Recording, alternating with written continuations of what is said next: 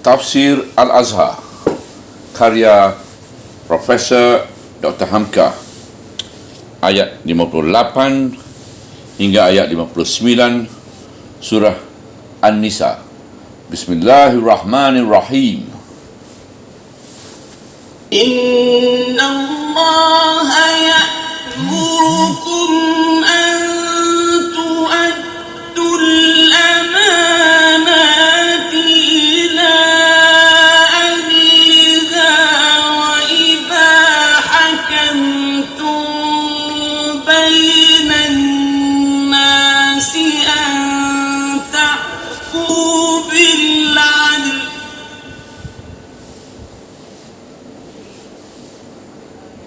Inna Allaha ni'ma ya'idukum bih. Inna Allaha kana sami'an basira. Ayat 58. Sesungguhnya Allah memerintahkan kamu supaya menunaikan amanat kepada ahlinya, dan apabila kamu menghukum di antara manusia, hendaklah kamu hukumkan dengan adil. Sesungguhnya dengan sebaik-baiknya lah Allah menasihati kamu. Sesungguhnya Allah mendengar lagi memandang.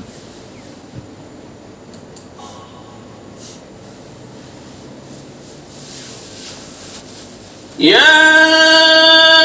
ayyuhalladzina amanu athi'ullaha wa athi'ur rasul wa ulil amri minkum.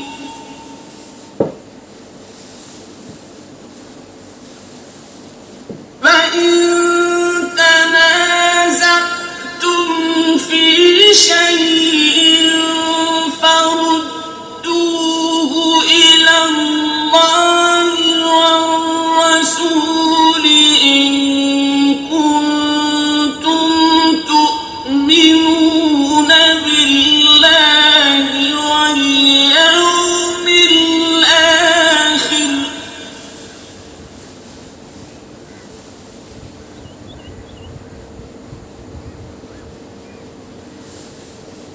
ذلك خير وأحسن تأويلا. Ayat 59. Wahai orang-orang yang beriman, taatlah kamu pada Allah dan taatlah kamu pada Rasul dan kepada orang-orang yang berkuasa dari antara kamu. Maka jika bertikaian kamu dalam sesuatu hal, hendaklah kamu kembalikan dianya kepada Allah dan Rasul, jika memang kamu percaya pada Allah dan hari kemudian. Itulah yang sebaik-baik dan seelok-elok pengertian. Menyerahkan amanat. Sebelum kita terus kepada penafsiran, terlebih dahulu kita lihat sebab turun ayat yang akan kita tafsirkan ini. Sesungguhnya Allah memerintahkan kamu supaya menunaikan amanat kepada ahlinya. Pangkal ayat 58. Menurut Al-Hafiz Ibn Katsir dalam tafsirannya, banyak ahli-ahli tafsir telah memperkatakan bahawasanya ayat ini diturunkan berkenaan dengan diri Utsman bin Talhah bin Abu Talhah. Nama asal dari dari Abu Talhah, ayah Utsman ini ialah Abdullah bin Abdul Uzza bin Utsman bin Abdul Da'ar bin Qusay bin Khilab al-Qusairi al-Qurashi al-Quraish al-Adbari, iaitu juru kunci Kaabah yang mulia. Dia ini adalah anak pamannya Ibnul Ammi dari Syaibah bin Utsman bin Abu Talhah, yang di tangan keturunannya terpegang kunci Kaabah itu sampai sekarang. Uthman ini masuk Islam setika selesai perjanjian gencatan senjata itu bersama Khalid bin Walid dan Amir bin Al-Ash. Adapun pamannya Uthman bin Talhah bin Abu Talhah, dialah yang membawa bendera kaum Quraisy, kerana ada ahli tafsir yang berkacau tentang nama-nama ini. Ibn Katsir menulis seterusnya, sebab turunnya ayat ini ialah seketika Rasulullah SAW meminta kunci Kaabah daripadanya sewaktu penaklukan Makkah, lalu menyerahkanlah pula padanya kembali. Setelah itu Ibn Katsir menyalinkan beberapa riwayat kejadian ini. Di antaranya suatu riwayat dari Ibn Ishaq bahawa sesudah Rasulullah masuk ke Makkah dan orang-orang sudah mulai tenteram, keluarlah beliau menuju Baitullah. Lalu beliau tawaf 7 kali lingkaran dengan tidak turun dari kenderaannya. Dimulainya dengan menyentuh tongkatnya yang berkeluk dengan tangannya. Setelah selesai tawaf, dipanggilkannya Uthman bin Talhah tersebut. Lalu diambilnya kunci Kaabah tersebut dari tangannya. Lalu beliau masuk ke dalam. Bertemulah beberapa berhala dan barang-barang penting yang bersifat pemujaan di dalamnya. Di antara patung merpati dari kayu, lalu beliau hancurkan dengan tangan beliau sendiri. Kemudian beliau lemparkan keluar. Setelah itu beliau berdirilah ke hadapan pintu Kaabah dan orang-orang pun berkerumun menunggu apa yang akan beliau bicarakan. Lalu berpidatolah beliau yang dimulainya dengan, tidak ada Tuhan melainkan Allah yang berdiri sendirinya, tidak ada sekutu baginya. Benar segala janjinya, menolong hambanya dan mengalahkan musuh-musuh yang bersekutu dengan sendirinya. Segala dendam kesumat atau darah atau harta yang dipercecukkan, semuanya mulai hari ini adalah di bawah telapak kakiku, kecuali dari hal penampungan orang haji atau memberi makan minumnya. Dan beberapa perkataan beliau selanjutnya. Dan setelah selesai berkhutbah secara pendek itu, beliau pun duduklah kembali dalam masjid. Tiba-tiba datanglah Ali bin Abu Talib memohon sudinya kiranya beliau menyerahkan kunci Kaabah yang telah ada di tangan beliau itu kepadanya. Dia berkata, "Ya Rasulullah, serahkan diri kiranya kunci itu kepada kami, supaya kami terkumpul di tangan kami juru kunci dan soal makan minum orang haji." Tetapi permintaan Ali itu tidak beliau jawab, melainkan dia bertanya, "Di mana Uthman bin Talhah?" Dia pun dipanggil orang lalu datang. Maka berkatalah beliau kepadanya, "Inilah kuncinya, ya Uthman. Hari ini adalah hari kebajikan dan pemenuhan janji." Lalu dia baca ayat ini, "Sesungguhnya Allah memerintahkan kepada kamu supaya menunaikan amanat kepada ahlinya." Ibn Jar pun membawakan tafsir ini. As-Sayuti menambahkan bahawa ayat ini menyatakan diturunkan di dalam Kaabah. Ibn Jar menambahkan bahawa Umar bin Khattab berkata, tatkala Rasulullah telah keluar dari dalam Kaabah dengan membaca ayat ini, telah berkata, "Ayah bundaku penebus dari beliau. Sungguh belum pernah ku dengar beliau membaca ayat ini sebelum itu." Menurut riwayat yang dibawakan oleh Ibnu Mardawahi daripada Ibnu Abbas yang memohonkan agar kunci itu diserahkan kepadanya bukan Ali, melainkan ayah Ibnu Abbas sendiri, ialah Abbas bin Abdul Muttalib. Syekh Rashid Rida dalam tafsirnya menyaksikan bahawa waktu itulah turun ayat, meskipun Umar menyatakan bahawa baru kali itulah dia mendengar Rasulullah membacanya. Sebab seketika Rasulullah telah wafat, lalu Abu Bakar membaca ayat 144 dari surah Ali Imran yang menyatakan bahawa Muhammad adalah Rasul Tuhan, yang Rasul-Rasul yang dahulu darinya sudah meninggal belaka. Pada waktu itulah Umar mengatakan bahawa seakan-akan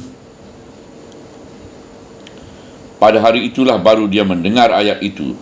Sebab itu maka pengakuan Umar yang demikian tidaklah bererti bahawa ayat ini baru turun di hari itu, kerana Umar baru waktu itu mendengarnya.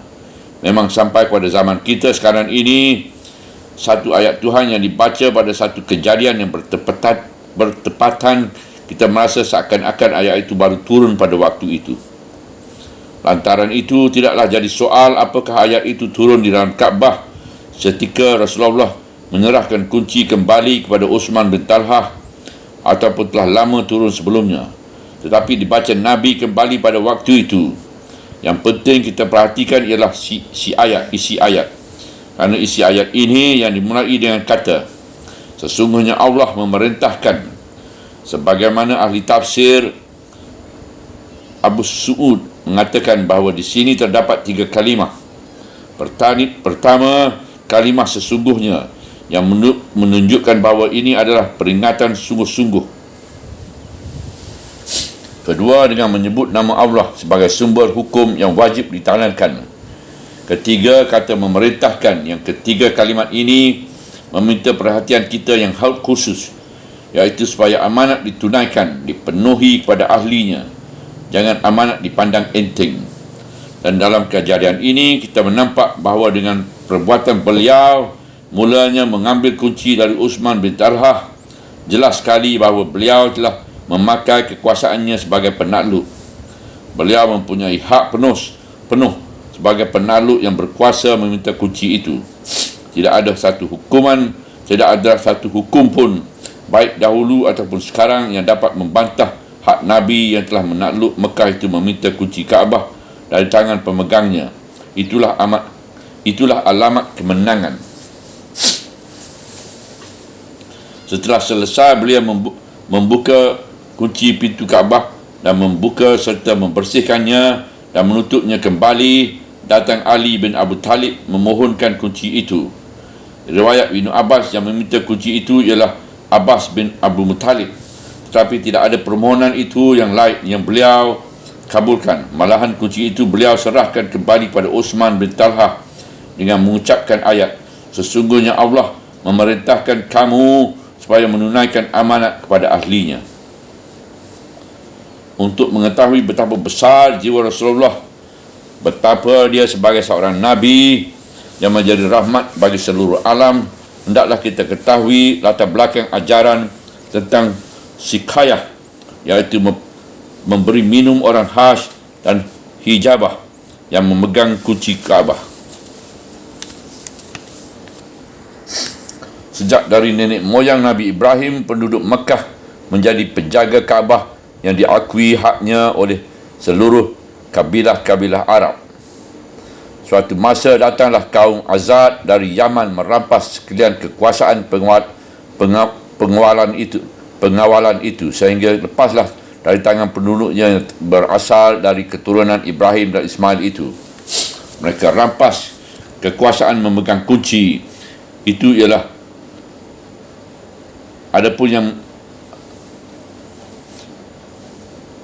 mereka rampas kekuasaan memegang kunci itu.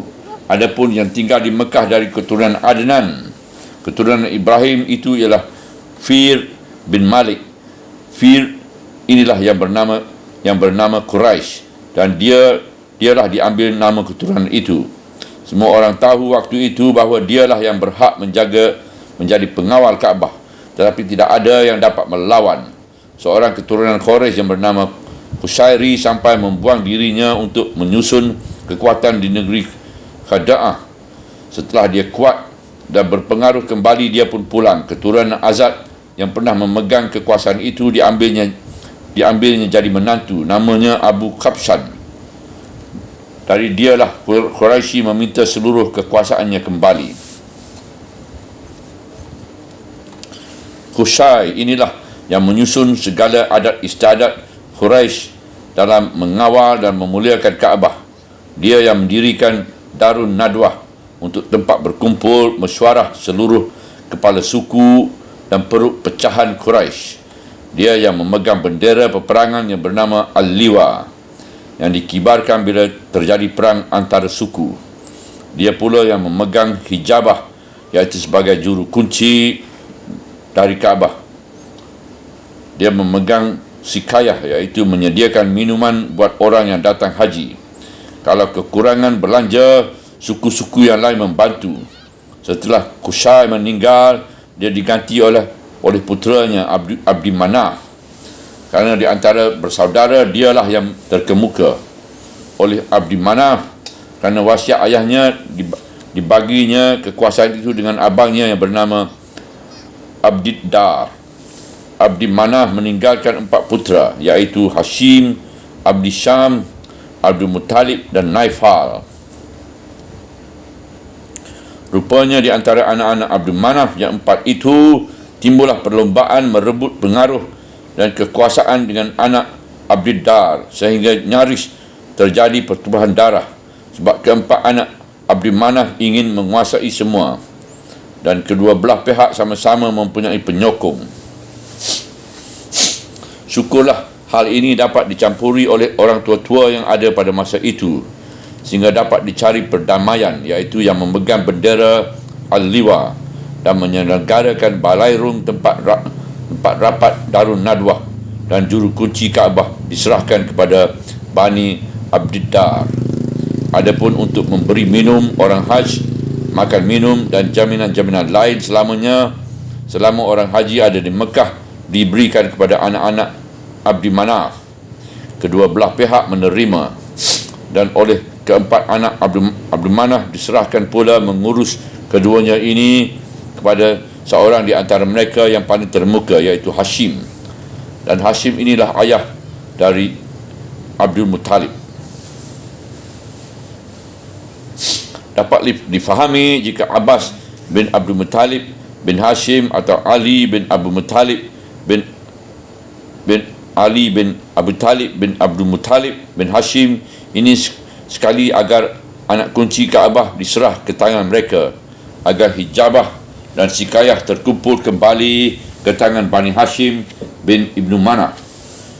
Banyak atau sedikit nescaya mereka mengharapkan kemenangan Muhammad Rasulullah SAW adalah kemenangan bagi juga Muhammad bin Abdullah bin Abdul Muttalib bin Hashim. Tapi Muhammad bin Abdullah adalah Nabi dan Rasul yang menjadi rahmat buat seluruh alam dan memimpin buat seluruh bangsa, bukan saja Arab dan bukan saja Bani Hashim. Beliau memanggil Utsman bin Talhah dan beliau serahkan kunci itu kembali, seraya menyebut ayat Tuhan, sesungguhnya Allah memerintahkan supaya menunaikan amanat kepada ahlinya. Dan Utsman itu adalah keturunan dari Abdiddar. Dapatlah dilihat dalam bacaan ayat ini bahawasanya Utsmanlah yang lebih ahli tentang amanat itu.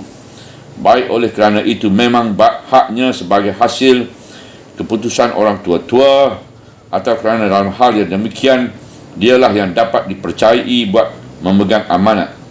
Memang dalam perkara amanat, terlepas dari haknya menerima pesaka turunan, dapatlah Utsman bin Talhah dipercaya, sebab dia adalah seorang muhajirin yang meninggalkan Mekah menuruti Rasulullah SAW bersama Khalid bin Walid dan Aman bin Al-Ash, dan dia pun terkenal sebagai salah seorang sahabat Rasulullah yang terkemuka. Dalam hal ini, Nabi kita dan junjungan kita yang kita cintai, Muhammad SAW, telah mengatasi perlombaan kaumnya untuk membebaskan diri dari percaturan keluarga dan memandang yang sangat jauh. Sampai sekarang, kunci Kaabah tetap dipegang oleh Bani Syaibah, keturunan Utsman bin Talhah. Itulah keturunan Quraisy yang di samping Bani Hashim masih ada sampai sekarang ini di negeri Mekah. Namun demikian, wallahu alam. Sekarang terlepas daripada sebab turunnya ayat, kita ambillah tujuan yang umum daripada lafaz ayat, dan kita hentikan membicarakan sebab yang khusus dan turunnya ayat itu. Berkata Muhammad bin Ka'b dan Zaid bin Aslam dan Syar bin Hasab, ayat ini diturunkan untuk amir-amir, iaitu pemegang-pemegang kekuasaan di antara manusia. Berkata Ibnu Abbas, ayat ini umum maksudnya untuk orang yang memerintah dengan baik atau yang sewenang-wenang. Dan ayat ini Imam Malik mengambil kesimpulan hukum bahawasanya jika ada seorang musafir yang negerinya telah diperangi datang melindungkan diri ke negeri Islam dan menitipkan hartanya, lalu dia mati hilang di tempat lain, wajiblah harta bendanya itu dikirimkan kepada warisnya. Memang ayat inilah ajaran Al-Islam yang wajib dipegang oleh penguasa-penguasa. Memberikan amanat hendaklah kepada ahlinya. Orang yang akan diberi tanggungjawab dalam suatu tugas hendaklah yang sanggup dan bisa dipercayai memegang tugas itu. Berkata Ibn Taymiyah di dalam kitabnya Al-Siyasatusi Syariah, maka wajiblah di atas penguasa menyerahkan suatu tugas dari tugas-tugas kaum muslimin pada orang yang cekap untuk melaksanakan pekerjaan itu. Sebab Nabi Muhammad SAW telah bersabda, Bismillahirrahmanirrahim, barang siapa memegang kuasa dari sesuatu urusan kaum muslimin, lalu dia diberikan satu jabatan kepada seseorang, padahal dia tahu bahawa ada lagi orang yang lebih cekap untuk cekap untuk kaum muslimin daripada orang yang diangkatnya itu, maka berkhianatlah dia kepada Allah dan Rasulnya dan kaum muslimin. Dirawikan oleh Al-Hakim dalam sahihnya. Dan berkata Umar bin Khattab, barang siapa yang memegang kuasa kaum muslimin lalu diangkatnya orang kerana pilih kasih oleh kerana hubungan keluarga, khianatlah dia kepada Allah dan Rasul dan kaum muslimin. Sebab itu hendaklah diselidiki siapa yang cekap untuk memegang sesuatu kuasa yang akan jadi wakil di kota-kota, sejak dari amir sampai kepada pejabat yang diberi kuasa atau pemegang dan penjaga hukum, iaitu kadi-kadi. Demikian juga penglima-penglima ketenteraan dan perwira-perwira tinggi dan menengah dan rendah, dan pemegang-pemegang kuasa kekayaan negeri, menteri-menteri, pejabat di jabatan, pemungut cukai dan lain-lain yang berkenaan dengan harta benda kaum muslimin. Semuanya itu hendaklah diangkat menurut kecekapan dan kejujuran, mengingat amanat tadi.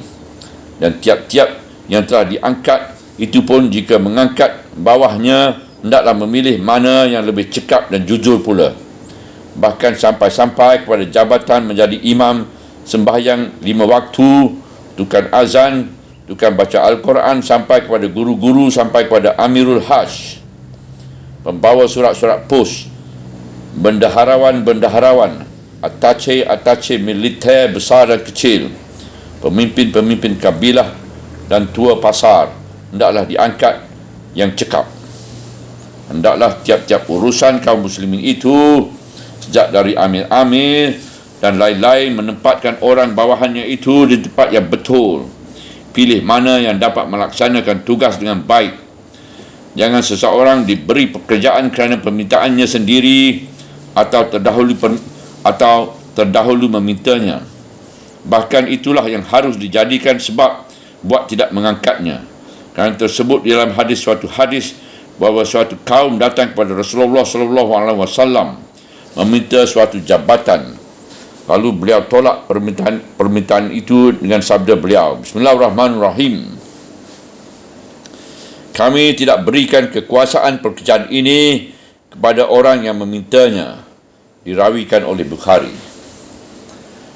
Demikianlah kita kutipkan perbahasan Ibn Taymiyah terhadap ayat-ayat amanah terkenal ini.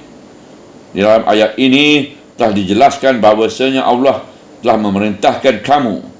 Dengan kata memerintahkan itu, teranglah bahawa mengatur pemerintahan yang baik dan memilih orang yang cekap adalah kewajipan yang dalam ketentuan hukum usul fiqh dijelaskan. Berpahala barang siapa yang mengerjakannya dan berdosa barang siapa yang menganggapnya enteng saja.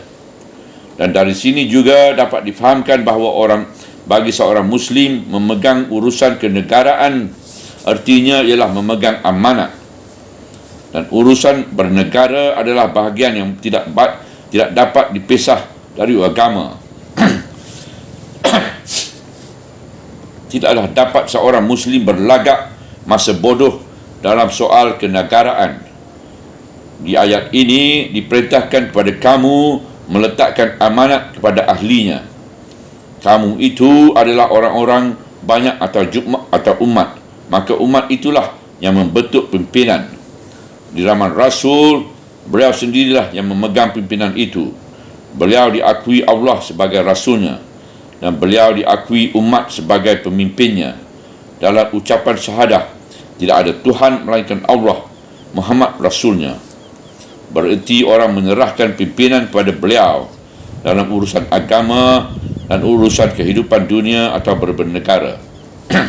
Sampai di tangan beliau berdasar pada perintah Tuhan. Beliau serahkanlah segala urusan kepada ahlinya sebagai amanah menurut ijtihad beliau. Dan setelah beliau wafat, akan memilih pengganti beliau memimpin orang banyak, iaitu khalifah. Beliau serahkan kepada hasil mesyuarah orang banyak itu sendiri. Setelah diadakan mesyuarah dari segala golongan, akhirnya diangkatkan Abu Bakar As-Siddiq radhiyallahu an menjadi khalifah beliau. Seketika itu orang banyaklah yang menyerahkan amanah kepada ahlinya. Ini membuktikan bahawa orang banyak itu berdaulat. Setelah beliau Abu Bakar As-Siddiq diberi kekuasaan yang luas itu menjadi imam bagi kaum muslimin, beliau pula lah yang menunaikan amanat kepada ahlinya masing-masing, baik dalam bidang pemerintahan ataupun dalam bidang peperangan atau dalam bidang perutusan. Beliau tilik misalnya yang ahli memegang amanat buat memimpin peperangan besar di Yarmouk melawan bangsa Roma ialah Khalid bin Walid. Sebab menurut ijtihad beliau, yang akan dapat diserahi memegang amanat memimpin perang sebesar itu tidak ada orang lain melainkan Khalid. Dalam hal yang lain ada kekurangan Khalid, ada cacat pribadinya. Sebab itu Umar sebagai pembantu utama Abu Bakar tidak setuju pengangkatan Khalid, tetapi Abu Bakar bertanggungjawab penuh. Keputusannya lah yang berlaku. Tetapi setelah Abu Bakar wafat dan Umar menggantikannya jadi khalifah, perintahnya yang pertama sekali ialah menurunkan Khalid dari pangkatnya. Khalid dengan disiplin saja taat akan keputusan itu. Pimpinan diserahkan kepada Panglima baru, Abu Ubaidah, dan Khalid tetap melanjutkan perang sebagai prajurit biasa di bawah Panglima Abu Ubaidah. Tetapi beberapa tahun kemudian Umar mengakui Abu Bakar memilih Khalid jadi panglima itu. Memang Khalid ada kekurangan dalam hal lain, tetapi dalam hal memimpin perang di zaman itu tidak ada duanya.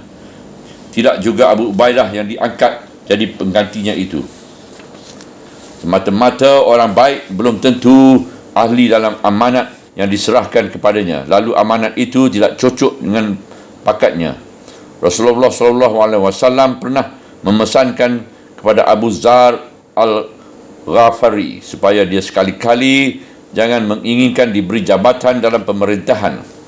Abu Zar demikian baik, masyhur jujurnya dan sederhana hidupnya, tetapi bukan dia orang yang dapat diberi amanat pemerintahan. Sebab itu ada beberapa hadis Nabi memberi ingat bahawa orang-orang meminta suatu pangkat, janganlah diberikan kepadanya pangkat itu. Abdullah bin Umar masyhur salihnya beribadat. Sembahyang beliau diakui oleh sahabat-sahabat serupa benar dengan sembahyang Rasulullah. Tetapi seketika Amirul Mukminin Umar bin Khattab sudah luka kerana ditikam si pengkhianat. Seketika beliau menanam suatu komisi yang diketuai oleh Abdul Rahman bin Auf buat mencari khalifah pengganti baru. Abdullah bin Umar yang saleh hanya diizinkan oleh ayahnya buat menjadi pendengar saja kalau komisi bersidang. Ada orang mengusulkan kepada Umar agar anaknya itu dicalonkan pula untuk ganti beliau. Beliau menolak sekeras-kerasnya sebab dalam pandangan beliau meskipun Abdullah bin Umar saleh beribadat, belum tentu dia akan sanggup memegang amanat pemerintahan.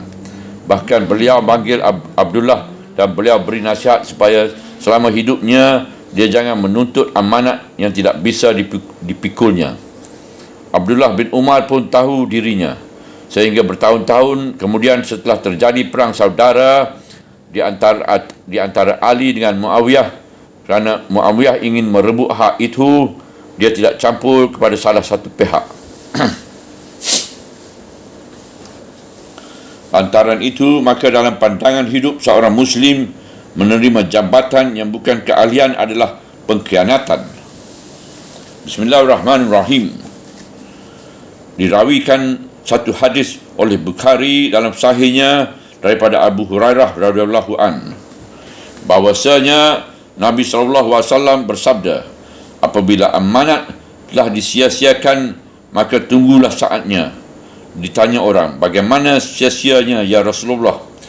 Beliau jawab, apabila suatu urusan telah diserahkan kepada yang bukan ahlinya, maka tunggulah saat kehancurannya.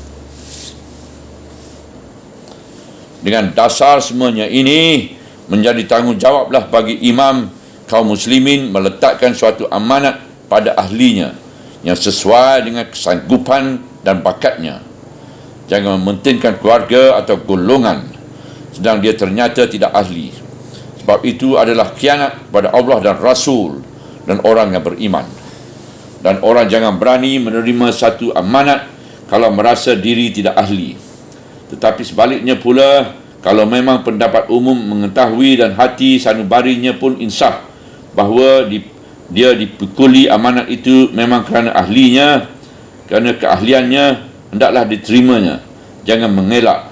Sebab kalau dia mengelak, dia pun terjerat oleh kalimat kamu dalam ayat tadi. Kamu yang wajib melakukan perintah menjalankan amanat. Setelah itu, masuklah kita ke dalam lapangan yang luas. Pada hakikatnya, orang ada diberi Allah bakat dan keahlian, dan ada pula amanat yang mesti dipikulnya. Seorang tukang adalah pemegang amanat. Seorang petani adalah pemegang amanat. Buruh, ulama, guru, ibu bapa, suami isteri dan sekalian kegiatan hidup, yang satu melengkapkan yang lain. Maka tunaikanlah amanat sebaik-baiknya. Mengia-iakan amanat adalah khianat. Mengkhianati amanat adalah salah satu alamat orang munafik. Mengkhianati amanat adalah satu alamat orang munafik. Mengkhianati amanat adalah salah satu alamat orang munafik. Menerima satu amanat untuk mengkhianatinya adalah satu penipuan. Kata-kata amanat satu rumpun dengan kalimat aman. Kalau tiap orang memegang amanatnya dengan betul, akan amanlah negeri dan bangsa. Dan kalau kalimat amanat bersaudara pula dengan iman. Iman adalah kepercayaan dan amanat ialah bagaimana melancarkan iman itu. Dan simpulan amanat ialah amanat Allah pada insan agar menuruti kebenaran yang dibawa oleh rasul-rasulnya. Amanat itu tidak pernah ditawarkan kepada langit, bumi dan gunung-gunung. Namun semuanya berat memikulnya dan menolak dengan segala kerendahan. Maka tampillah kita insan ini ke muka menyanggupi memikul amanat itu. Sayanglah manusia selalu aniaya dan tidak berterima kasih.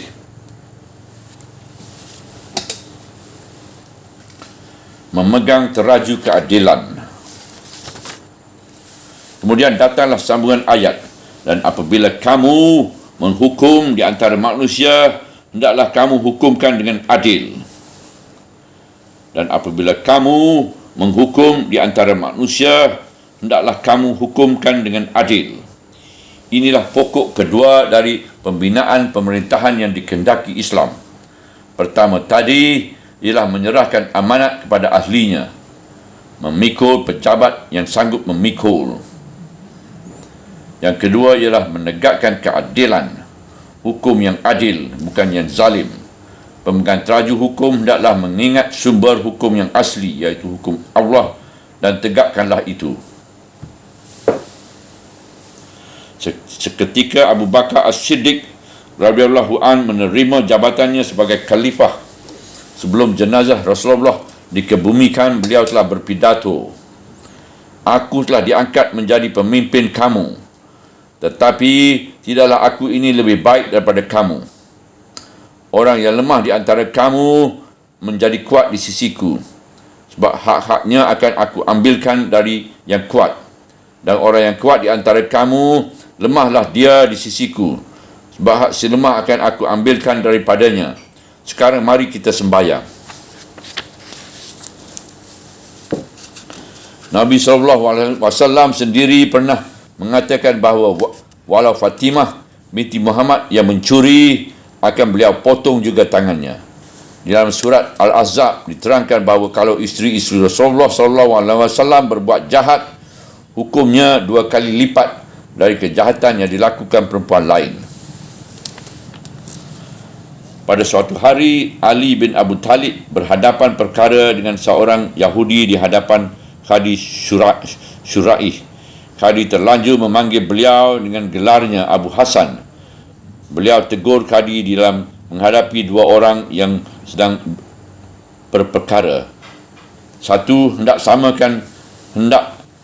samakan masuk mereka dalam majlis, jangan ada yang didahulukan. Nombor 2, hendaklah sama duduk mereka di hadapan Khadi. Nombor 3, hendaklah Khadi menghadapi mereka dengan sikap yang sama.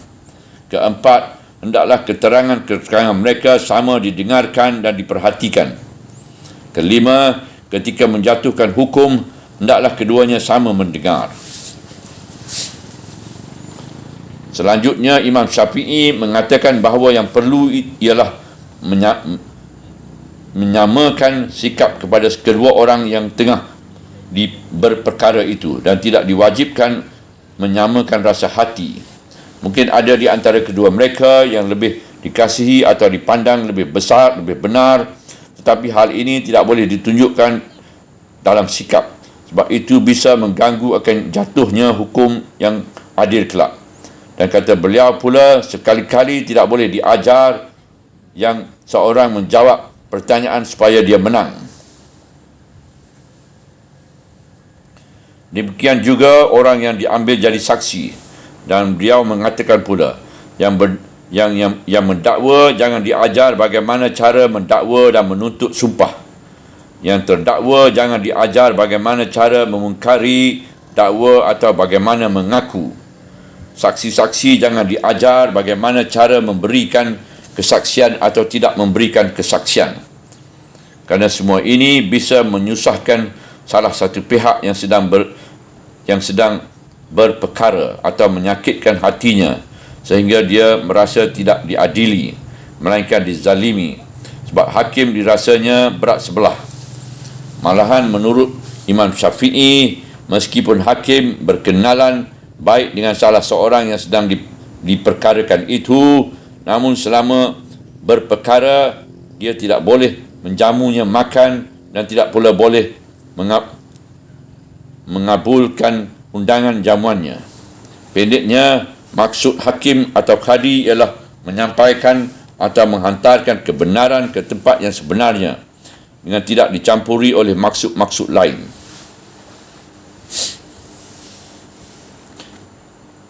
Soal-soal ini panjang lebar dibicarakan di dalam kitab-kitab fiqh. Sesungguhnya Allah dengan sebaik-baiknya menasihati kamu, artinya menjadi pesan yang sebaik-baiknya daripada Allah kepada seluruh kaum beriman supaya kedua pedoman itu dipegang erat-erat, iaitu menyerahkan amanat kepada ahlinya dan menjatuhkan hukum dengan adil. Sesungguhnya Allah adalah mendengar lagi memandang. Didengar oleh Allah baik seketika kamu yang menerima perintah memesyuaratkan sesiapa yang patut memikul suatu amanah, atau seketika kamu berjanji dalam suatu amanah, atau seketika 2 orang yang berperkara di muka hakim sedang berdakwa dan berjawab. Dan Allah pun memandang bagaimana kamu melaksanakan tugas dan kewajipanmu masing-masing. Adakah yang memegang amanah setia menjalankannya, atau adakah seorang hakim benar-benar menjatuhkan hukum yang adil?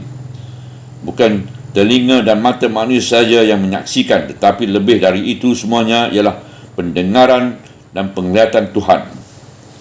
Maka janganlah kamu berlaku sebagai umat yang telah menerima sebahagian dari kitab tadi yang telah disyaratkan pada ayat 53 di atas, sampai disusun Tuhan menjadi pertanyaan, bagaimana kalau mereka berkuasa? Kalau mereka berkuasa sebesar biji jambu, perawas pun mereka tidak akan memberi kesempatan kepada manusia. Janganlah sampai demikian hendaknya. Kalau kamu, wahai kaum yang beriman, diberi Allah kesempatan memegang kekuasaan.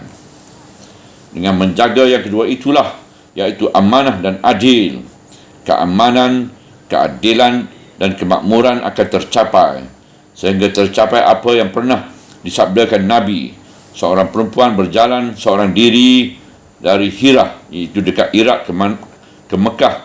Tidak ada yang mengganggu keamanannya. Oleh ahli-ahli dibahagikan amanat itu kepada 3 bahagian.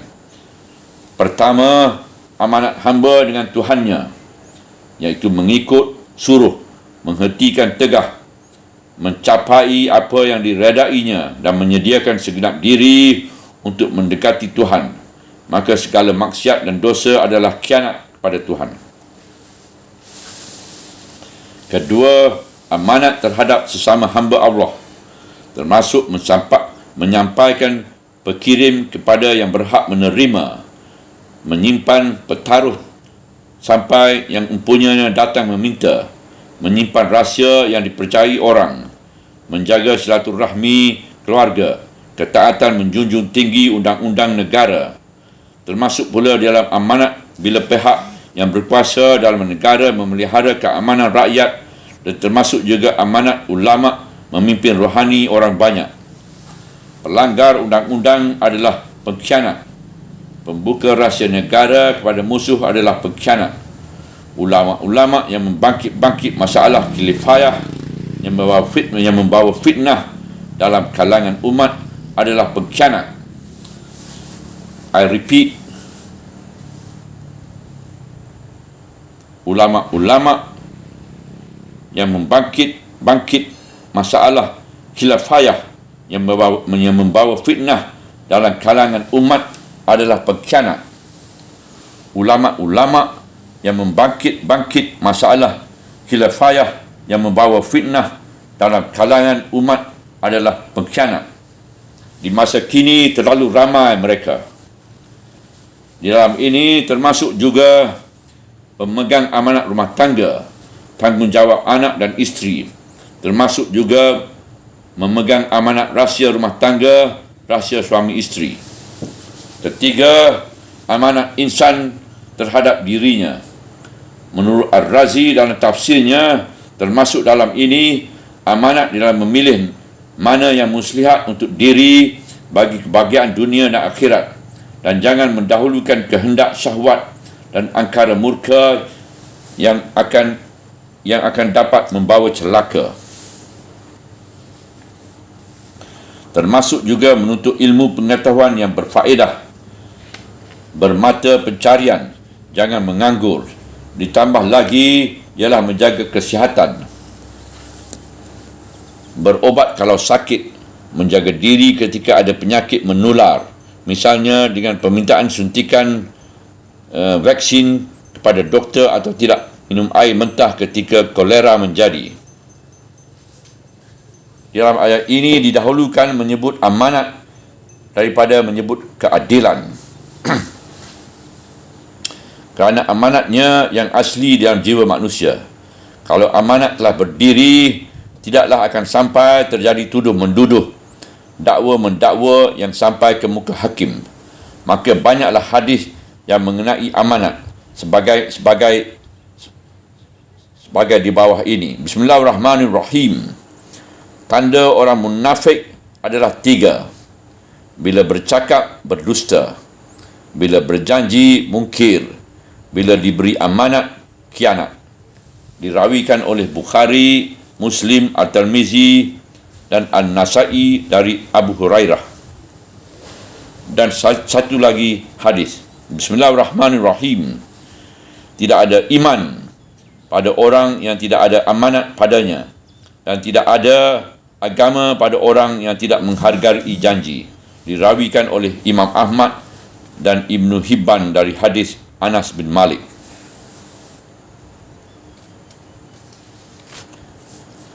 Ketaatan kepada penguasa. Setelah diperintahkan menunai amanat kepada ahlinya dan memegang teraju keadilan terhadap manusia, sekarang datanglah perintah menegakkan pemerintahan dan ketaatan kepada undang-undang Tuhan. Wahai orang-orang yang beriman, taatlah kamu pada Allah dan taatlah kamu kepada Rasul dan kepada orang-orang yang berkuasa di antara kamu. Pangkal ayat 59. Ayat ini dengan sendirinya menjelaskan bahawa masyarakat manusia, dan di sini dikhususkan masyarakat orang yang beriman, mestilah tunduk pada peraturan. Peraturan yang maha tinggi ialah peraturan Allah. Inilah yang pertama wajib ditaati. Allah telah menurunkan peraturan itu dengan mengutus rasul-rasul, dan penutup segala rasul itu ialah Nabi Muhammad SAW. Rasul-rasul membawa undang-undang Tuhan yang termaktub di bawah kitab-kitab suci, Taurat, Zabur, Injil dan Al-Quran. Maka isi kitab suci itu semuanya pokoknya ialah untuk keselamatan dan kebahagiaan kehidupan manusia. Ketaatan kepada Allah mengenai tiap-tiap diri manusia walaupun ketika tidak ada hubungannya dengan manusia lain. Umat beriman disuruh terlebih dahulu taat kepada Allah, sebab apabila dia berbuat baik bukanlah semata-mata kerana segan kepada manusia, dan bukan pula kerana semata-mata mengharapkan keuntungan duniawi. Dan jika dia meninggalkan berbuat suatu perkara yang tercela, bukan kerana takut kepada ancaman manusia. Dengan taat kepada Allah menurut agama berdasar iman kepada Tuhan dan hari akhirat, manusia dengan sendirinya menjadi baik. Dia merasa bahawa siang dan malam dia tidak lepas daripada penglihatan dan tilikan Tuhan. Dia bekerja kerana Tuhan yang menyuruh. Dia berhenti kerana Tuhan yang mencegah. Sebab itu maka taat pada Tuhan menjadi puncak yang sebenar-benarnya daripada seluruh ketaatan. Undang-undang suatu negara saja tidaklah menjamin keamanan masyarakat kalau tidak disertai oleh kepercayaan manusia yang bersangkutan bahawa ada kekuasaan yang lebih tinggi dari kekuasaan manusia akan menghukum jika dia berbuat salah. Kemudian itu, orang yang beriman diperintahkan pula taat pada Rasul. Sebab taat pada Rasul adalah kelanjutan dari taat pada Tuhan. Banyak perintah Tuhan yang wajib ditaati, tetapi tidak dapat dijalankan kalau tidak melihat contoh teladan. Maka contoh teladan itu hanya ada pada Rasul. Dan dengan taat pada Rasul barulah sempurna beragama. Sebab banyak juga orang yang percaya kepada Tuhan, tetapi dia tidak beragama sebab dia tidak percaya kepada Rasul. Maka dapatlah disimpulkan perintah taat pada Allah dan kepada Rasul itu dengan teguh kuat memegang Al-Quran dan As-Sunnah. Diperintahkan sembahyang 5 waktu oleh Tuhan. Bagaimana mengerjakan sembahyang itu kalau tidak melihat contoh Rasulullah? Diperintahkan mengerjakan haji dan ibadah yang lain. Bagaimana caranya kalau tidak diikuti cara-cara Rasulullah mengerjakan haji dan lain-lain itu? Bahkan segala sikap hidup, tingkah laku, sopan santun Rasulullah menjadi contohlah semuanya. Barulah sah beragama. Kemudian diikuti oleh taat pada ulul amri minkum, orang-orang yang menguasai pekerjaan. Tegasnya orang-orang yang berkuasa di antara kamu, atas daripada kamu. Minkum mempunyai dua arti. Pertama, di antara kamu. Kedua, daripada kamu. Maksudnya ialah mereka yang berkuasa itu adalah daripada kamu juga. Naik atau terpilih atas kamu akui kekuasaannya sebagai satu kenyataan. Sejak Rasulullah SAW berhijrah dari Mekah ke Madinah, sehari selepas sampai di Madinah, itu telah berdiri suatu kekuasaan atau pemerintahan Islam yang Nabi SAW sendiri memegang tampuk pemerintahannya. Di kiri kanannya berdirilah beberapa pembantu. Pembantu utama ialah 4 orang, Abu Bakar, Uthman, Umar dan Ali. Di samping yang 4 orang itu terdapat lagi 6 orang, iaitu Zubair bin Awam, Talhah bin Ubaidullah, Sa'ad bin Abu Waqqas, Abu Ubaidah dan Sa'id bin Al-Ash. Di samping itu diangkat lagi kepala-kepala perang yang memimpi patrol-patrol, dan perang yang besar sifatnya Rasulullah sendiri yang memimpin.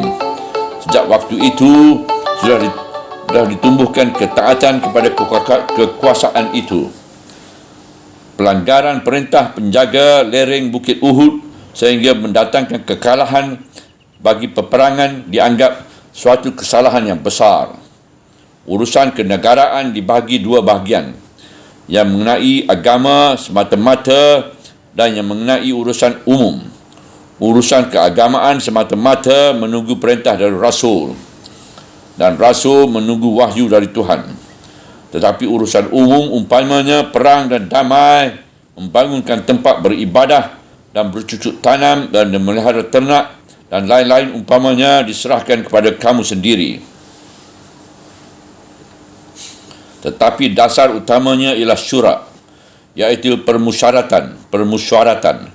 Kadang-kadang anjuran permusyaratan datang dari pimpinan sendiri. Bismillahirrahmanirrahim. Dan mesyuaratilah mereka pada urusan itu. Surah Ali Imran ayat 159. Dan pergaulan hidup mereka pun berdasar pada mesyuarah di antara mereka. Bismillahirrahmanirrahim. Dan urusan-urusan mereka mesyuarahkan di antara mereka. Surah Asy-Syura ayat 38. Dan hasil dari mesyuarah itu menjadi keputusan yang wajib ditaati oleh seluruh orang beriman. Yang menjaga berjalannya hasil syurah ialah ulul amri. Dalam mesyuarah dalam masyarakat itu sudah terang, tidak semua orang yang terkemuka, tidak semua orang hadir dalam mesyuarah, dan tidak semua orang sanggup duduk dalam mempertimbangkan. Mereka menyerahkan urusan kepada yang ahli, lalu taat kepada apa yang diputuskan oleh yang ahli itu. Sebagai dikatakan di atas tadi, Rasulullah sendiri yang membagi urusan jadi 2, agama dan dunia. Nabi SAW bersabda, Bismillahirrahmanirrahim. Barang yang berhubungan dengan agama kamu, maka serahkanlah kepadaku. Dan barang yang berkenaan dengan urusan dunia kamu, maka kamu lebih tahu dengan dia. Hadis sahih. Lebih tahu dengan dia, itu tentu dengan mesyuarah, bukan dengan pengetahuan sendiri-sendiri. Dan dalam hal begini, Rasulullah SAW hanya melaksanakan keputusan bersama. Sebagaimana kita ketahui dalam perang Uhud, ketika akan melaksanakan peperangan, sedang berperang adalah perintah dari Tuhan, tetapi cara pelaksanaan mesti dimesyuarahkan. Nabi sendiri berpendapat lebih baik musuh ditunggu dengan bertahan di dalam kota. Ini adalah pendapat beliau sebagai manusia. Tapi setelah dimesyuarahkan, ternyata suara terbanyak ialah menyerang keluar kota. Rasulullah SAW tunduk kepada keputusan ini. Dan setelah pakaian perangnya dipakai, ada beberapa orang pemuda yang merasa yang ini sehabis keputusan lebih baik fikiran Rasulullah itulah yang dituruti. Tetapi beliau marah atas sikap yang ragu-ragu itu. Sebab apabila keputusan sudah ada, tidak ada bicara lagi. Apabila engkau telah azam, maka bertawakallah kepada Allah. Ketaatan dalam saat yang demikian kepada keputusan ulul amri atau pihak yang berkuasa sudahlah menjadi kewajipan yang ketiga dalam agama, yang sama kuatnya dengan ketaatan kepada Allah dan Rasul. Di sini kita mendapat beberapa pokok pembangunan kekuasaan dalam Islam, iaitu pertama, taat kepada Allah; kedua, taat kepada Rasul; ketiga, taat kepada ulul amri daripada kamu di antara kamu. Supaya ketaatan kepada ulul amri itu dapat dipertanggungjawabkan, urusan-urusan duniawi hendaklah dimesyuaratkan. Bahkan perintah-perintah Allah sendiri pun, mana yang kelancarannya berkehendak kepada duniawi, hendaklah dimesyuaratkan. Misalnya naik haji wajib. Untuk naik haji hendaklah mempunyai kapal. Ulul amri wajib mengikhtiarkan kapal itu. Dan kalau semua mukminin diperintahkan membayar harga kapal itu oleh ulul amri, wajiblah mereka bayar. Tidak mahu membayarnya artinya ialah melanggar agama. Sebab urusan kenegaraan di saat itu telah menjadi agama. Negara tempat berdiamnya kaum muslimin satu-satu waktu wajib dipertahankan dari serangan musuh. Mengatur siasah untuk mempertahankan negara itu adalah kewajipan ulul amri. Maka apabila ulul amri memerintahkan tiap-tiap orang memanggul senjata mempertahankan negara, menjadi kewajipan agamalah mentaati perintah itu. Bahkan kalau musuh telah masuk ke dalam negeri, menjadi fardu ain bagi tiap orang laki-laki dan perempuan memanggul senjata. Setelah pokok-pokok ini diketahui, maka bentuk susunan ulul amri itu sendiri tidaklah dicampuri sampai kepada yang berkecil-kecil oleh agama. Kata Rasulullah SAW, tadi sudah memberi keluasan. Kamu lebih tahu tentang urusan dunia kamu. Mesyuaratlah bagaimana yang baik. Sebab itu seketika Rasulullah SAW sendiri, di samping menjadi Rasul, telah diakui oleh masyarakat mukmin mengepalai juga urusan-urusan duniawi. Menjadi kenyataanlah kekuasaan itu. Beliau tidak dipilih menjadi kepala negara dengan suara terbanyak dengan pungutan suara misalnya. Sejak bermula di samping diakui menjadi Rasul, sendirinya beliau telah diakui sebagai pemimpin. Dari kepimpinan inilah beliau mengepalai negara dan memegang kekuasaan. Kelak setelah beliau wafat, 2 hari jenazah beliau belum dikuburkan kerana orang bermesyuarat terlebih dahulu siapa akan gantinya. Sebab beliau tidak meninggalkan wasiat politik tentang siapa akan gantinya. Lalu dipilih orang Abu Bakar. Yang memilih Abu Bakar itu pun bukan semua orang, melainkan orang-orang yang terkemuka saja yang ada di Madinah waktu itu, dari sahabat-sahabat Muhajirin, terutama Umar dan Abu Ubaidah. Mereka lah yang mencalonkan Abu Bakar dalam pertemuan yang dihadiri oleh pemuka-pemuka kaum Ansar. Pencalonan itu tidak dibantah orang kerana pendapat umum mengakui memang Abu Bakar lah yang layak. Malahan telah menghilangkan perselisihan antara Ansar yang juga ada keinginan dari Sa'ad bin Ubadah, pemuka Ansar, buat menjadi khalifah Nabi.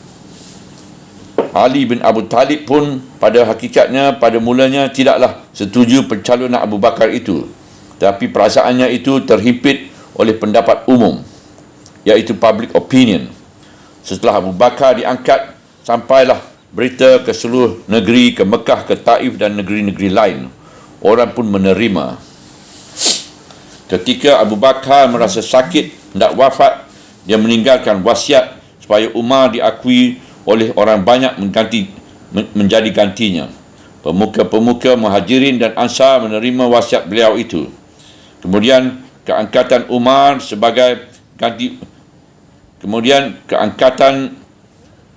sebagai ganti Umar, beliau serahkan kepada keputusan suatu panitia kecil terdiri dari 6 orang, terpimpin oleh Abdurrahman bin Auf. Itu pun diterima oleh orang banyak. Abdurrahman bin Auf setelah mengadakan beberapa kali penelitian peninjauan dan ajuk mengajuk, iaitu hearings. Kemudiannya telah menetapkan Uthman jadi ganti Umar. Kemudian setelah Uthman mati, terbunuh oleh suatu pemberontakan, Ali bin Abu Talib diangkat orang sehingga berlakulah kuasanya di Madinah.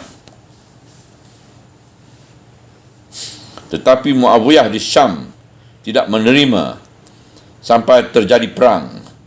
Kemudian setelah terjadi perdamaian di Daumatul Janda, siasat delegasi pihak Ali telah dipimpin oleh Abu Musa Asy'ari, kalah oleh siasat utusan Muawiyah yang dipimpin oleh Ammar bin Ash. Dan kemudian dengan terbunuhnya Ali, yang telah pengikut Ali diangkat untuk mengganti ialah Hasan menyetujui usul-usul Muawiyah, dan sebaliknya Muawiyah menyetujui pula usul-usul Hasan, dan dengan demikian dijorlah Muawiyah jadi khalifah. Kemudian oleh Muawiyah diubah sama sekali jalan yang ditempuh oleh khalifah-khalifah yang sebelumnya. Diangkatnya anaknya Yazid menjadi calon untuk menggantinya nanti kalau dia mati, dan dipaksakannya dengan berbagai-bagai jalan supaya ummah menerimanya. Demikianlah sejarah perkembangan pilihan kepala pemerintahan. Penguasa tertinggi yang dinamai khalifah dan dipanggil Amirul Mukminin bukanlah gelar atau panggilan di zaman Nabi, tetapi baru timbul kemudian setelah kenegaraan itu tumbuh. Amirul Mukminin, kata panggilan kepada khalifah, baru timbul di zaman Umar. Di samping pucuk kesuasan itu adalah orang-orang terkemuka di zaman Nabi, dan beberapa tahun ke belakang Nabi ialah pemuka Muhajirin dan pemuka Ansar. Kemudian dipandang istimewa orang-orang yang hadir dalam peperangan Badar. Kemudian pemimpin pasukan perang di zaman Abu Bakar mulai timbul wali, iaitu sahabat-sahabat yang diutus menjadi gubernur ke negeri-negeri Mekah, Taif dan Yaman. Di zaman Umar lebih meluas lagi, meliputi Mesir, Syam dan Iraq.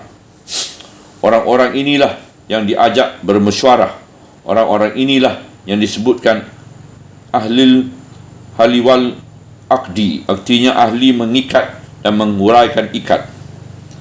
Dengan ini sudah terang bahawa pada waktu itu belum ada perwakilan rakyat, melainkan orang-orang terkemuka diajak bermesyuarat oleh khalifah, dan oleh sebab itu diakui oleh orang banyak. Mereka diajak bermesyuarah.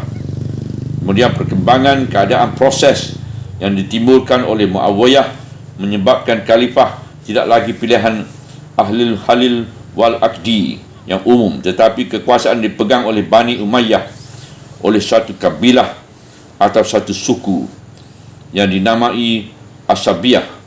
Mereka lah yang memaksakan atau yang mendiktirkan kehendak mereka kepada orang banyak. Mesyuarah yang rahsia hanya terbatas di kalangan mereka. Yang lain hanya menentang dianggap musuh. Yang lain kalau menentang dianggap musuh. Kemudian Bani Umayyah jatuh kerana bangkit Bani Abbas. Kian lama mesyuarah ahlul halil wal akdi kian jatuh bertukar dengan kekuasaan mutlak kepala negara yang masih dipanggil Amirul Mukminin dan yang bergelar khalifah itu.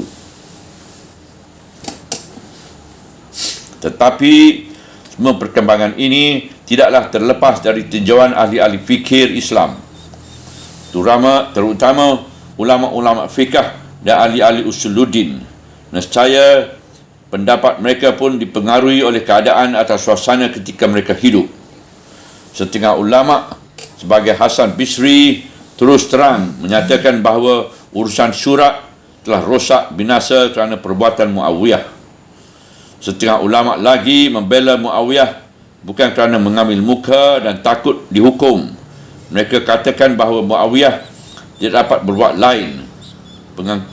Pengangkatan khalifah secara dahulu tidak bisa lagi kerana akan banyak menimbulkan pertumpahan darah saja, sebab timbulnya golongan-golongan. Oleh kerana itu mesti ada Asabiyah yang kuat, dan yang kuat waktu itu ialah Bani Umayyah. Tentang ulul amri, setengah ulama berpendapat bukan ulama agama sahaja, bahkan termasuk juga panglima-panglima perang dan penguasa-penguasa besar, petani-petani dalam negara.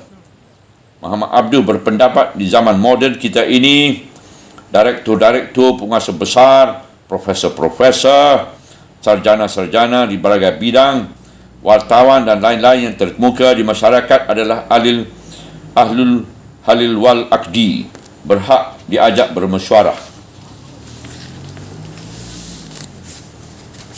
Oleh sebab itu, maka jelaslah bahawa Islam memberikan lapangan luas sekali tentang siapa yang patut dianggap ulul amri.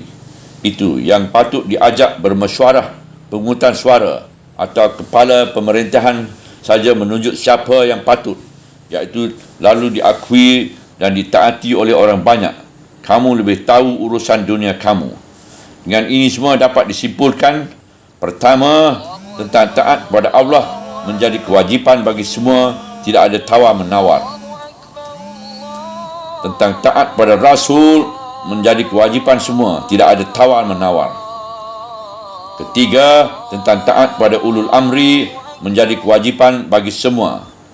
Bagaimana menyusun ulul amri, apakah dipilih atau ditunjuk, terserahlah kepada kebijaksanaan kamu menurut ruang dan waktu asal. Tunaikanlah amanat kepada ahlinya.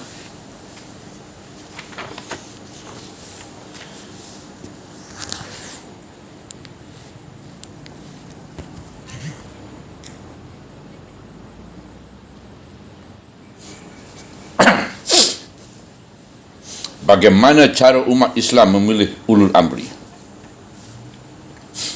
Melihat kepada jalan sejarah diperhubungkan dengan bunyi ayat ini, teranglah bahawa susunan pemerintahan itu termasuk hak self-determination bagi kaum muslimin. Ahli falsafah sejarah yang terkenal, Ibn Khaldun, yang telah Anatomy diakui sebagai gurunya, artinya banyak mempengaruhinya, menyatakan juga dalam mukaddimahnya yang terkenal bahawa bentuk-bentuk pemerintahan itu terserah pada masing-masing negara.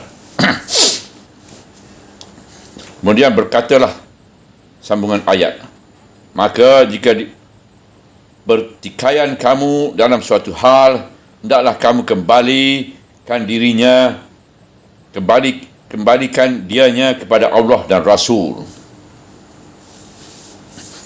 Syukur kalau hasil mesyuarah adalah kebulatan bersama yang memberi maslahat bagi bersama sehingga mudah dijalankan. Tetapi sewaktu-waktu tentu timbul perselisihan pendapat di antara ulul amri itu, atau ulul halil wal atau ahlul hali wal akdi itu. Maka kalau terjadi selisih di antara yang bermesyuarah atau diajak bermesyuarah, perbandingkanlah perselisihan itu kepada ketentuan Allah dan Rasul. Ketentuan Allah dan Rasul, baik yang berupa nas dari Al-Quran dan hadis ataupun kepada ruh syariah, dengan menilik pendapat ahli-ahli Islam yang terdahulu atau dengan memakai kisas perbandingan. Nescaya sudah terang bahawa suatu mesyuarah urusan kenegaraan tidaklah bermaksud yang buruk yang hendak menganiaya kepada orang banyak, sedang maksud Allah dan Rasul memang itu. Asal seluruh yang bermesyuarah ingat kepada bahawa taat kepada Allah dan Rasul adalah pokok pertama, dan mereka adalah orang-orang yang beriman. Pertikaian fikiran akan dapat diselesaikan apabila telah dikembalikan kepada Allah dan Rasul. Dan kalau masih ada perselisihan kerana hawa nafsu saja, penguasa tertinggi atau Imam Al-Azam dapat mengambil tanggungjawab untuk memutuskan mana yang dia sukai, yang menurut ijtihadnya itulah yang lebih dekat kepada kehendak Allah dan Rasul. Sebab itu, maka di ujung ayat dijelaskan, jika memang kamu percaya pada Allah dan hari akhirat, dan tidak percaya pada Allah dan hari akhirat, tentulah siapa yang kuat itulah yang di atas, dan siapa yang lemah itulah yang tertindas. Sehingga bukan kebenaran jadi tujuan, tapi hanya semata-mata kekuatan. itulah yang sebaik-baik dan seelok-elok pengertian. Ujung ayat 59. Peganglah pokok itu, itulah yang sebaik-baiknya, dan itulah yang seelok-elok pengertian, tidak lain. Adapun susunan atau cara mencapainya, pilihlah jalan yang sebaik-baiknya. Apatah lagi, pintu ijtihad tidaklah tertutup buat selama-lamanya. Sejak zaman Rasulullah sampai kepada zaman kita sekarang ini, telah terbentuk masyarakat Islam dan tegak beberapa negeri Islam, negara Islam. Dan dengan ayat ini dan ayat yang lain-lain sudahlah nyata bahawa memang dalam Islam tidak ada pemisahan di antara agama, dan agama tidak bisa jalan kalau tidak ada negara. I repeat, dan dengan ayat ini dan ayat yang lain-lain sudahlah nyata bahawa memang dalam Islam itu tidak ada pemisahan di antara agama, dan agama tidak bisa jalan kalau tidak ada negara. Dengan tidak tertutupnya pintu ijtihad buat selama-lamanya, dapatlah difahamkan bahawa ijtihad itu bukanlah dalam hal-hal peribadatan saja. Misalnya, batalkah wuduk bersentuh si laki-laki dan si perempuan? Berapa kilo perjalanan baru bernama musafir dan baru boleh menjamak atau mengqasar? Atau masih wajibkah membaca Al-Fatihah di waktu imam telah menjahar? Tetapi ijtihad lebih luas dari itu. Ahlul halil wal akdi, atau yang di dalam ayat tersebut ulul amri, yang mencakup keahlian yang luas sekali mengenai kenegaraan atau keduniaan, kita mesti berijtihad, yakni bersungguh-sungguh berbagaimana talabul kamal atau mencapai yang belum sempurna.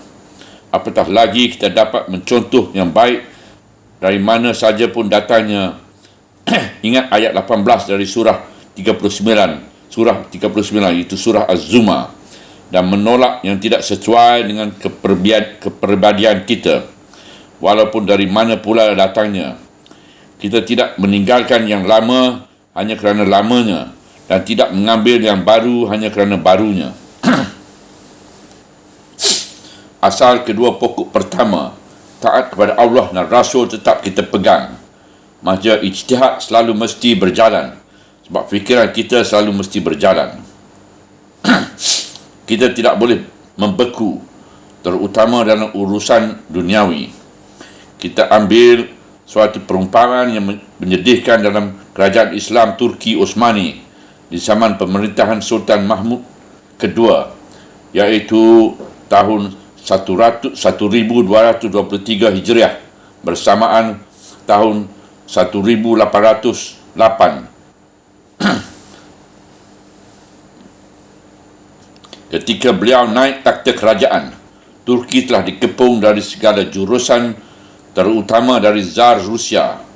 Musuh mengancam dari mana-mana, namun tiap-tiap berperang lebih banyak kalah daripada menang. Sebabnya ialah kerana kerajaan-kerajaan Eropah yang dipelopori oleh bangsa Prusia dan disempurnakan oleh Napoleon telah mempunyai ilmu perang yang lebih teratur, dengan barisan-barisan yang kompak dan dengan kesatuan komando. Sedang kerajaan Osmani hanya mempunyai tentera Inkisariah, iaitu Janissar yang korut.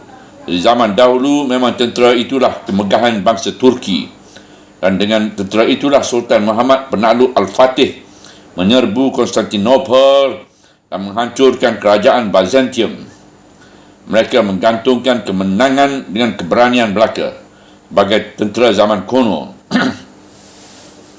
Tetapi setelah tentera kerajaan-kerajaan Eropah teratur, kerajaan Osmani tidak dapat lagi mencapai kemenangan dengan hanya keberanian. Perang telah sangat maju ilmunya, terutama dalam ilmu perang Napoleon. Sultan-sultan Turki yang dahulu dari Mahmud kedua telah merasai bahawa kehancuran Turki kalau masih menurut susunan Inkisyariah, iaitu Janisir. Tetapi siapa saja sultan yang berani hendak merubah susunan tentera itu dan meniru cara Eropah, kaum Janatir tidak suka, selalu berberontak, bahkan mereka cari pengaruh untuk memakzulkan sultan. Bahkan ada sultan yang mereka bunuh. Tapi Sultan Mahmud kedua sudah yakin susunan tentera mesti dirubah. Lalu dicarinya officer Perancis yang telah pension dari bekas tentera Napoleon. Dimintanya datang ke Istanbul dan digajinya buat membentuk tentera model baru menurut Eropah. Maka kaum Janitir dengan bantuan ulama-ulama yang sempit faham membuat propaganda di luaran bahawa perbuatan itu adalah meniru orang kafir.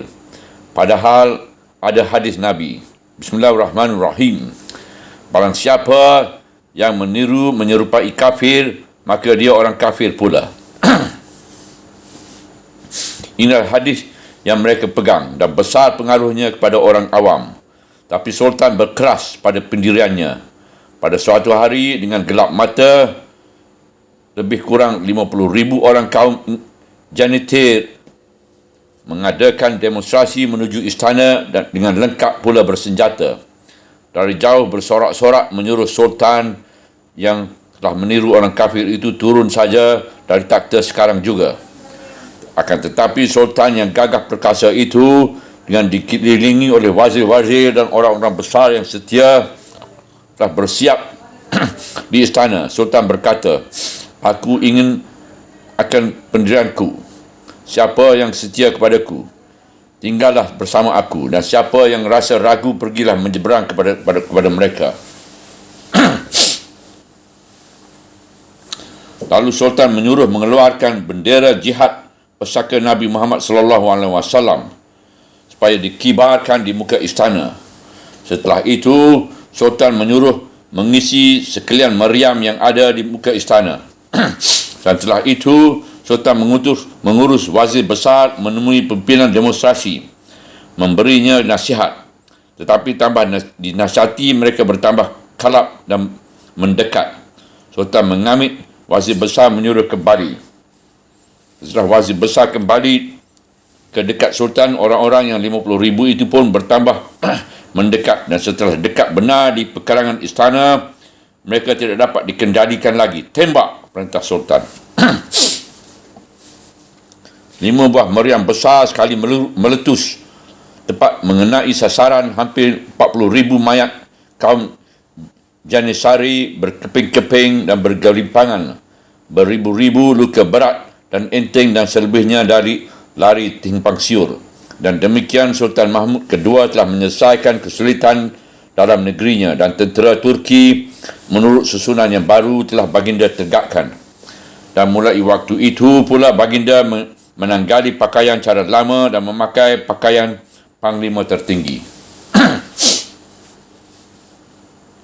Sebab itu, sebagai kita katakan di atas tadi, Islam akan tetap hidup asal ijtihad tidak padam, dan dia akan tetap menjiwai negara dengan taat pada Allah dan Rasul dan di mana saja, insya-Allah, dan memperhatikan kedudukan dengan alasan hadis, tetapi berfikiran beku adalah menghancurkan Islam itu sendiri.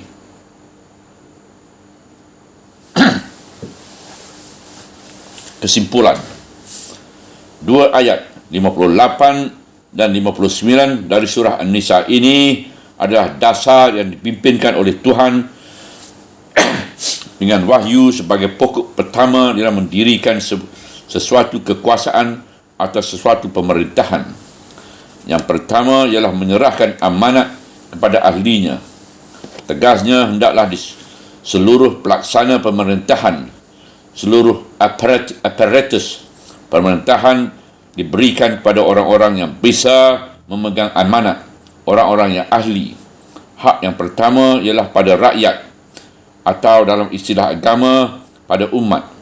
Pilihan perkara pertama ialah pucuk pimpinan negara, atau sultan, atau khalifah, atau presiden. angkatan orang banyak yang pertama ialah dengan ba'iyah. Orang banyak berjanji pula akan tetap memegang amanat. Setelah dia terpilih, dia pun diberi kewajipan oleh Tuhan menyerahkan atau menunaikan amanat kepada ahlinya pula. Tidak pandang pilih kasih, anak atau keluarga.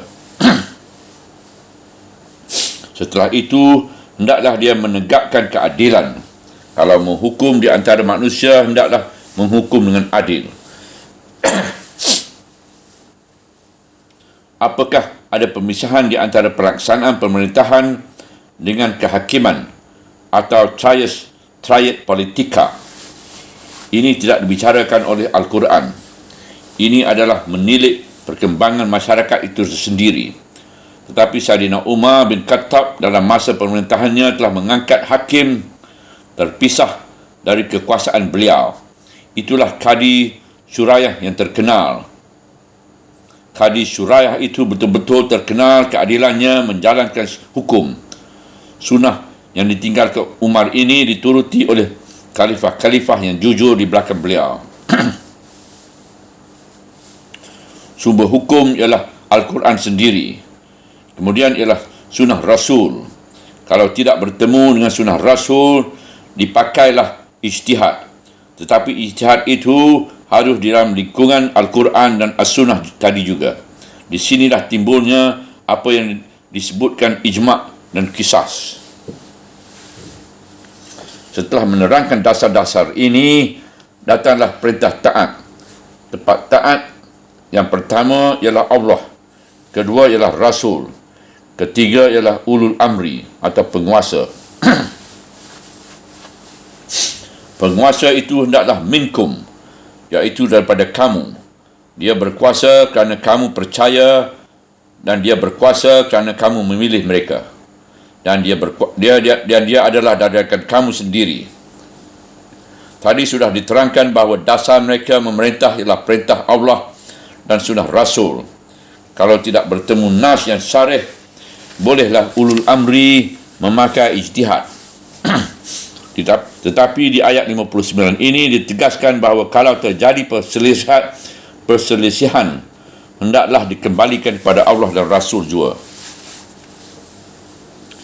Hal yang demikian terjadi kalau ijtihad ulul amri itu tidak sesuai dengan pendapat umum atau dirasa jauh dari pengkalan.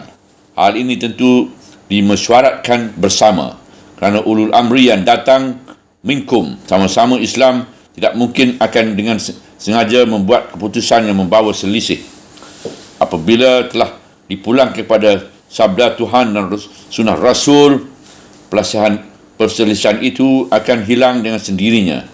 Sebab mesyuarah adalah pokok prinsip yang tidak boleh ditinggalkan sama sekali.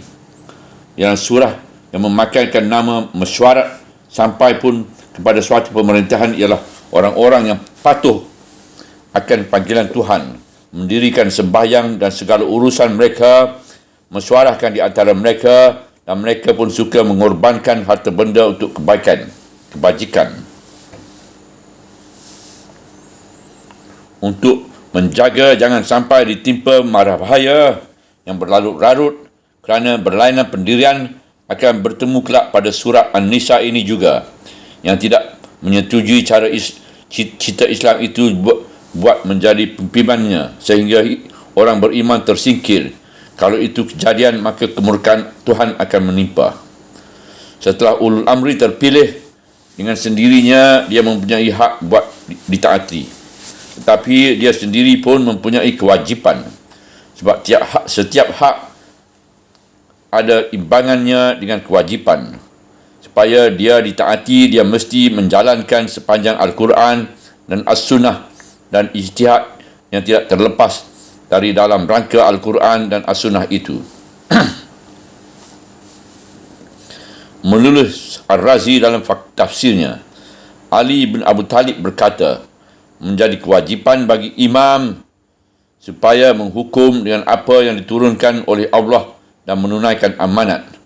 Dan apabila imam telah berbuat demikian, menjadi kewajipan pula lah atas rakyat supaya mendengarkan dan mematuhi.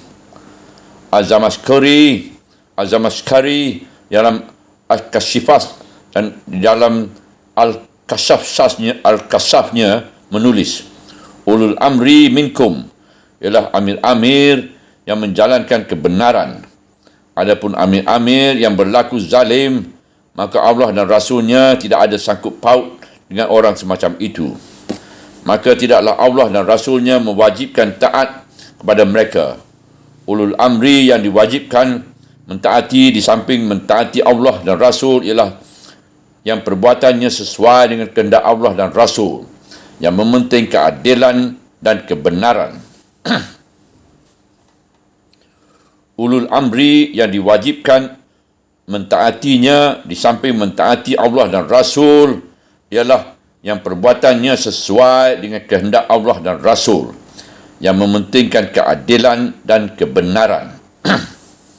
Sebagai suatu contoh ketegasan taat kepada ulul amri itu ialah sebuah hadis yang dirawikan oleh Imam Ahmad daripada Ali bin Abi Talib. Dia berkata, pada suatu waktu Rasulullah SAW mengirim suatu syariah, iaitu angkatan perang yang bukan beliau sendiri memimpinnya, dan diangkatnya menjadi amirnya seorang dari Ansar. Rasulullah memerintah supaya semua tentera mentaatinya. Setelah berangkat menuju tempat yang dituju, di tengah jalan amir itu tiba-tiba marah kerana ada suatu kesalahan yang diperbuat oleh anak buahnya. Dia pun berkata, bukankah Rasulullah sudah memerintahkan kepada kamu supaya taat kepadaku? Semua menjawab, benar, kami mesti taat pada engkau. Maka amir itu berkata pula, sekarang aku perintahkan supaya kamu semua mengumpulkan kayu api, lalu kamu nyalakan apinya. Kemudian itu kamu sekalian harus masuk ke dalam api nyala itu. Perintah itu mereka lakukan. Kayu api mereka kumpulkan dan api mereka nyalakan. Tatkala mereka akan melakukan perintah yang ketiga itu, iaitu supaya kamu menyerbu ke dalam api nyala itu, berpandang-pandanglah satu sama lain. Lalu ada yang berani membuka mulut. Selama ini kita taat pada perintah Rasulullah SAW. Ialah kerana kita hendak lari dari api. Mengapa sekarang kita akan menyerbu api? Sedang dalam keadaan demikian, api menyala itu berangsur padam dan kemarahan amir itu pun berangsur turun. Dan setelah mereka kembali ke Madinah, peristiwa itu mereka sampaikan kepada Nabi SAW. Maka bersabdalah beliau, kalau kamu sekalian jadi masuk ke dalam api nyala itu, kamu tidak akan keluar lagi dari dalamnya, terus masuk neraka. Sebab kamu diperintah taat hanyalah pada yang makruf, iaitu perintah yang benar. Dalam suatu jawapan yang jitu tentang taat, ini ialah jawapan dari seorang tabi'in kepada seorang amir dari Bani Umayyah. Amir itu berkata, bukankah kamu sudah diperintah Tuhan supaya taat kepada kami dalam ayat ulul amri minkum itu? Tabi'i itu menjawab pertanyaan amir itu dengan pertanyaan pula, bukankah engkau sendiri yang telah mencabut ketaatan itu dari kami dengan sebab engkau telah menyeleweng dari kebenaran? Bukankah lanjutan ayat itu ialah jika kamu telah bertikar dalam satu hal, hendaklah kembali dia kepada Allah dan Rasul, jika memang kamu beriman pada Allah. Berkata At-Taibi, seketika menyebut taat pada Rasul, taat itu diulang sekali lagi, dan taatlah kamu kepada Rasul. Pengulangan kalimat taat itu adalah isyarat ketaatan kepada Rasul dan adalah wajib di samping ketaatan kepada Allah. Tetapi setelah menyebut ulul amri, kalimat taat tidak diulang lagi. Ini adalah isyarat pula yang menunjukkan bahawa ada di antara ulul amri yang tidak boleh ditaati. Tetapi setelah menyebut ulul amri, kalimat taat tidak diulangi lagi. Ini adalah isyarat pula yang menunjukkan bahawa ada di antara ulul amri yang tidak boleh ditaati.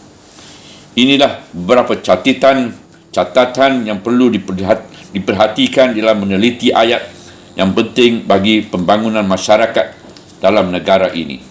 Subhanallah, walhamdulillah, Wala ilaha illallah wallahu akbar. Wala hawla wala quwata illa billahil aliyyil azim. Wala hawla wala quwata illa billahil aliyyil azim. Wala hawla wala quwata illa billahil aliyyil azim.